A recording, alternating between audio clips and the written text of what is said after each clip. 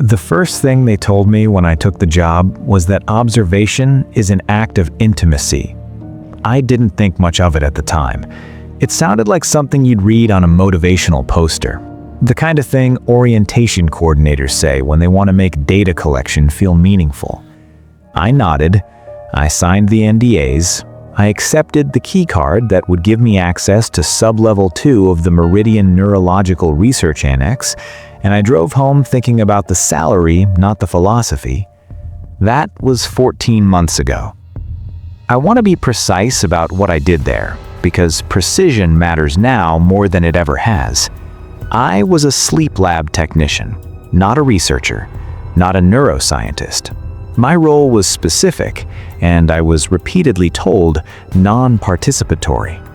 I monitored vitals. I logged session data. I watched the neural imaging displays, a system the senior staff called the render engine, and I documented what I saw. The render engine translated active dream states into rough visual approximations, not clear images, more like charcoal smudges that, if you stared long enough, resolved into shapes, corridors, open fields, faces that almost looked like faces. My shift was 11 p.m. to 7 a.m. There were usually 2 or 3 of us in the monitoring bay at any given time, though by 3 in the morning it was often just me. The subjects were volunteers, healthy adults, pre-screened extensively. Most were academics, a few were military veterans, people with documented experience in meditative or cognitive control disciplines. They were guided into lucid dream states through a combination of mild chemical induction and a proprietary audio stimulus protocol.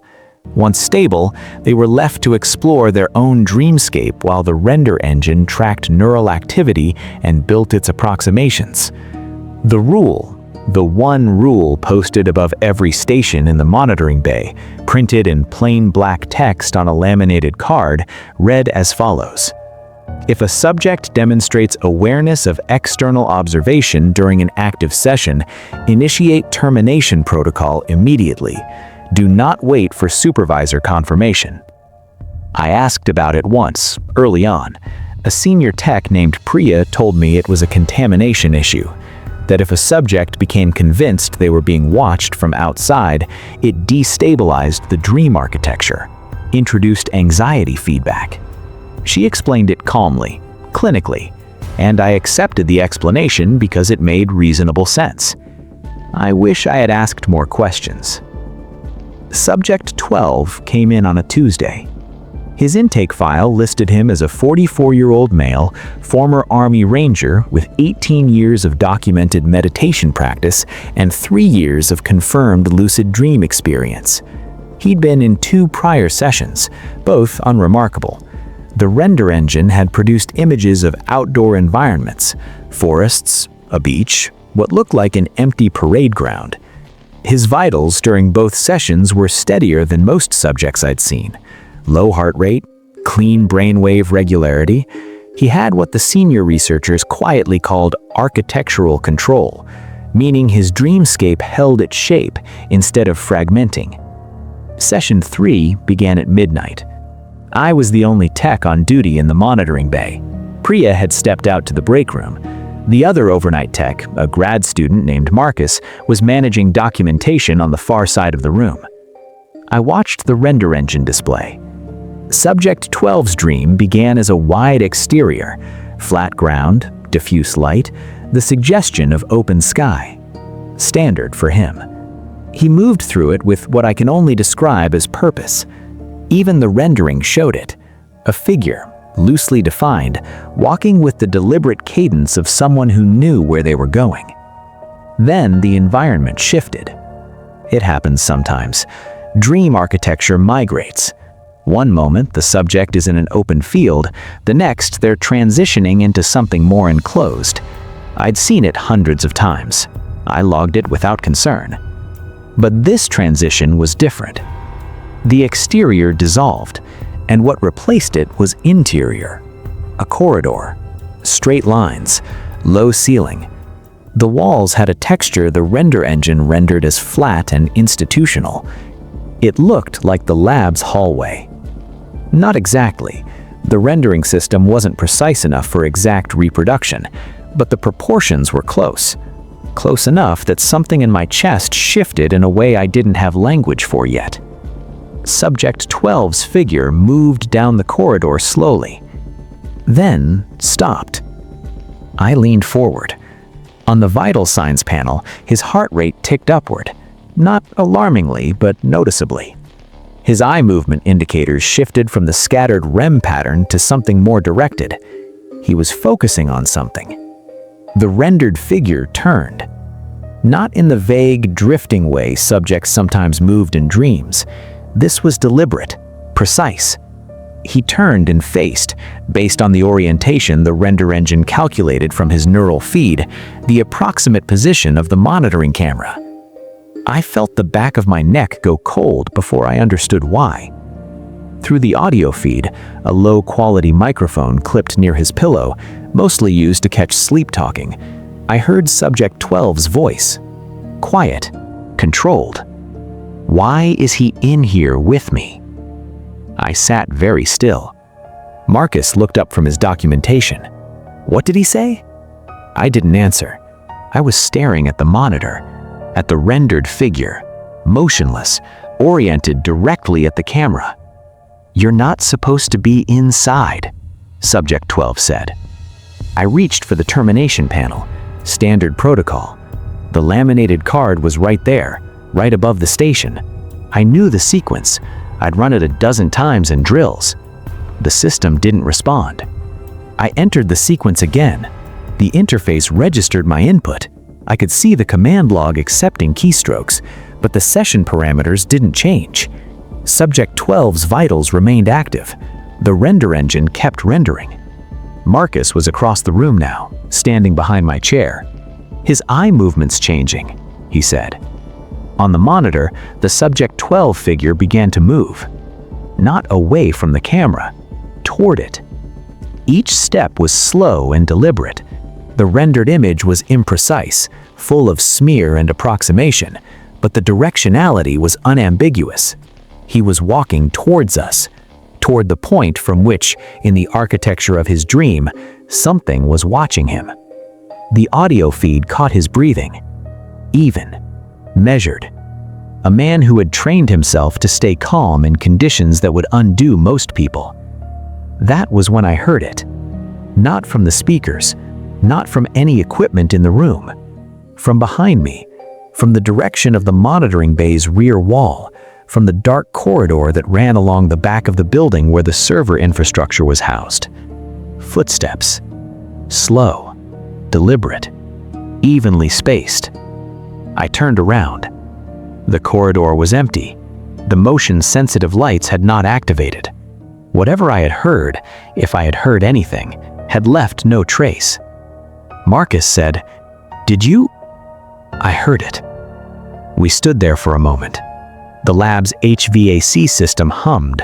The servers on the back wall clicked and cycled in their normal rhythms. Nothing in the corridor. When I turned back to the monitor, the render engine display had gone to static. The session feed was black. Subject 12's vitals showed a sharp spike, followed by immediate flatline. Not cardiac, the system had crashed, and then the standard crash recovery screen appeared. The session had terminated. Not through my input, through system failure. From the sleep chamber, we heard Subject 12 screaming. He wasn't injured. Physically, he was completely fine. The debrief took 3 hours. A senior researcher named Dr. Calloway ran it, with 2 others taking notes. I sat in the observation room and watched through the one-way glass.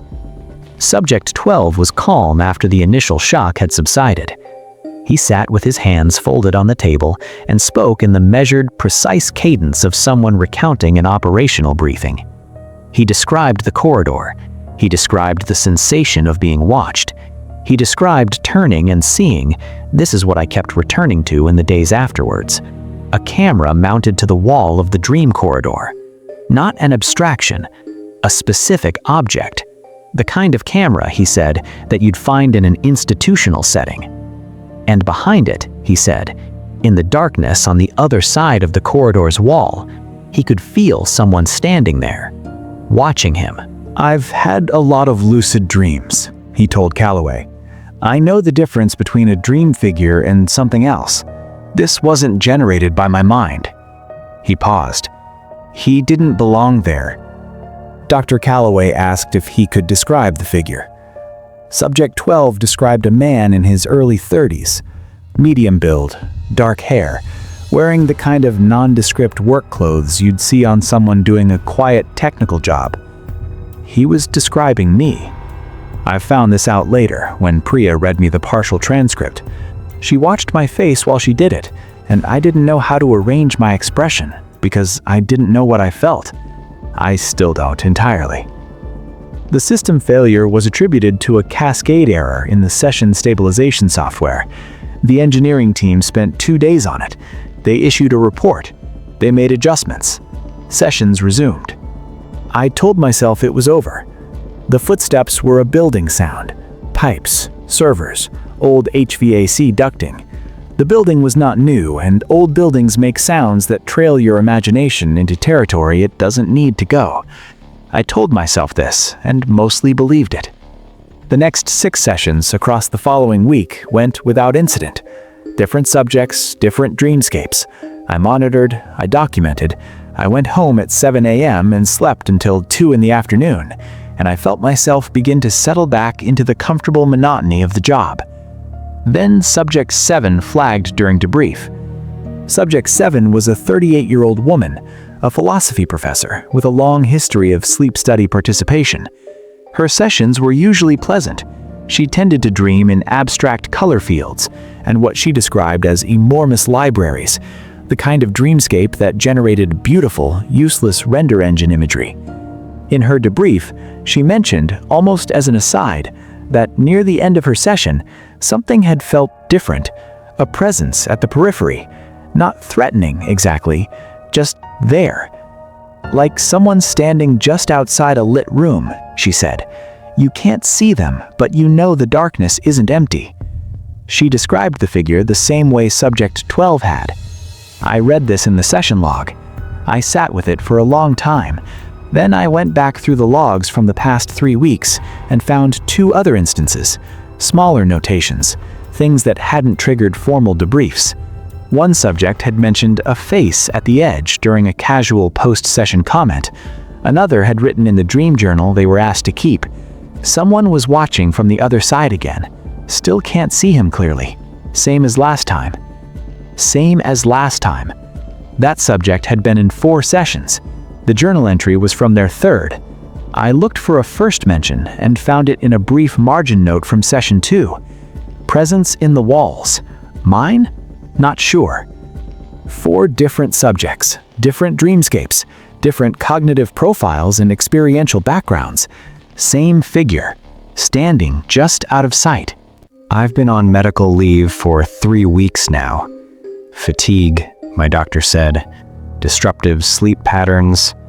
Not uncommon for overnight shift workers, especially those in high-focus monitoring roles. He prescribed a short course of something mild and told me to establish a consistent sleep schedule, monitoring facility's sub-level hallway, the ceiling height, the width, the particular texture of the institutional wall panels under the fluorescent strip lighting. In the dream, the corridor looks exactly like it. I know I'm dreaming. I have always had some capacity for that kind of awareness, though I never flagged it as lucid dreaming, never thought of it as anything more than a tendency toward light sleep. I know I'm dreaming, and I know where I am, and I stand in the corridor, and I feel, not frightened exactly, something quieter than that. I feel like I know this place, like I've been here before, not as a visitor. The first time, I woke at my desk, not in the lab, at home, at my desk in the 2nd bedroom I use as an office. I didn't remember moving from my bed. The lamp was on. My laptop was open. On the screen was a session log. I don't know how it got there. I haven't had remote access to the lab system since the medical leave began, and it was open to a monitoring record from 3 weeks ago. from the night of Subject 12's fourth session. The vital signs panel in the log showed 2 active biological feeds. Subject 12 was one.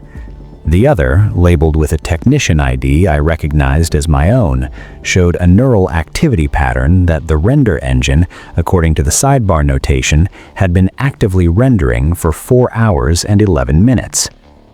The notation at the bottom of the record was written in the same plain formatting as everything else in the system: clinical, precise. It said, "Observer anchor confirmed. Passive integration, session 7 through current. Stability metric, high." I've read it many times now.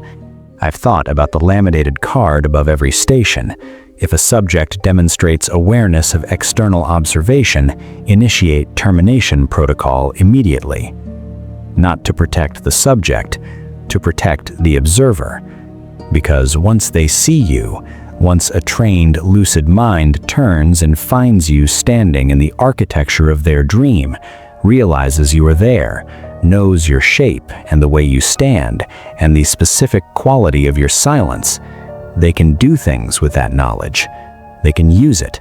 They can reach across whatever membrane separates the inside from the outside and take hold of something that belongs to you. Subject 12 said, "Stay," and something in me responded before I could choose not to. I go back every night now. I don't decide to. I close my eyes and then I'm in the corridor, and the corridor is always the same, and it is not empty. There is a monitoring station at the far end.